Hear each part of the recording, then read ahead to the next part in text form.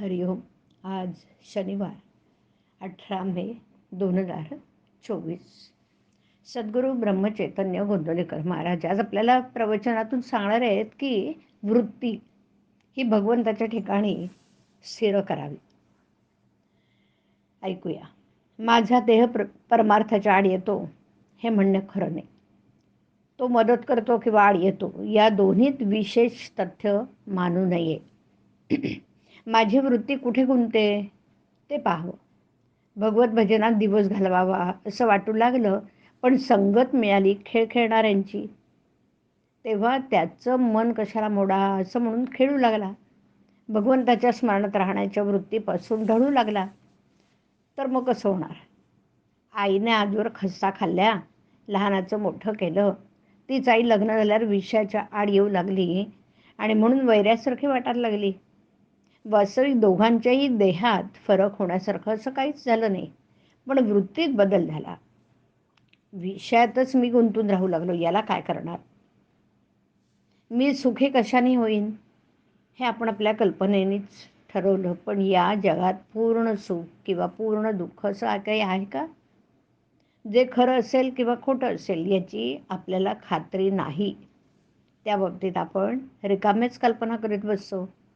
दुसरा मनुष्य ज्यावेळी आपल्याला त्रास देतो त्यावेळी त्यामध्ये 50% आपली कल्पना असते. बाकी उरलेले 50% त्याबद्दल त्याने दिलेला त्रास मी करून घेणार नाही ही वृत्ती असावी. म्हणजे संपलं. आपली वृत्ती सारखी बदलते आणि जगही सारखं बदलत आहे.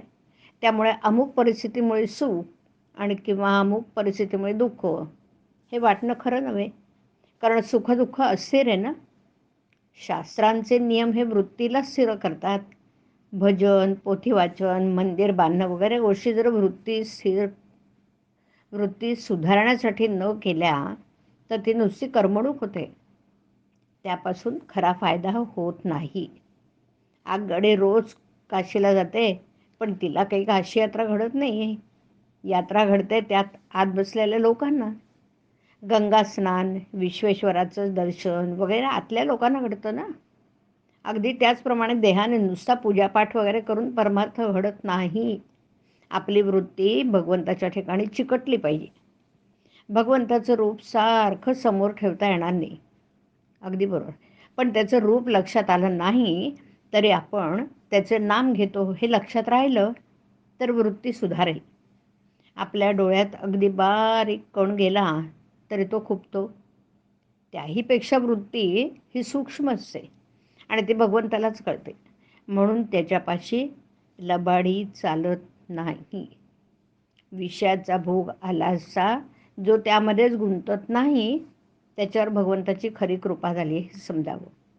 भगवंतापासून वेगळं न राहणं, त्याचं विस्मरण न होऊ देणं, त्याच्या स्मरणात राहणं, त्याच्या नामात राहणं, यात खरं समाधान आहे, शांती आहे, सुख आहे. वृत्ती स्थिर होणं, शांत होणं याचं नाव समाधान आणि भगवंताकडेच वृत्ती सारखी राहणं याचं नाव समाधी. हरिओम. हरिओम तत्सत. हरिओम.